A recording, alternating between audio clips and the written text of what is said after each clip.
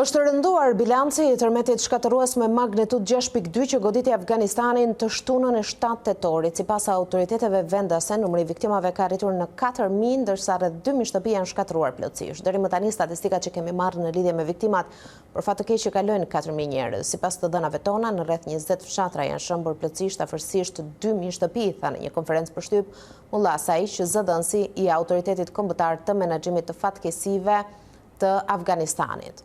Tërmeti goditi provincën Herat në zonat fqinje të shtunën 5 dite me lëkundjen e parë që ndodhi rreth orës 11:10 me orën lokale. Gjithsej, më shumë se 1.000 përfaqësues nga 35 ekipe shpëtimi nga institucione të ndryshme po kryejnë përpjekje për ndihmë në zonat e prekura të zëdhënësit. Kina të dielën i dha gjysmëhënës së kuqe afgane $200.000 amerikanë para të gatshme si ndihmë emergjente humanitare për të ndihmuar përpjekjet e saj të shpëtimit dhe ndihmës në fatkeqësi.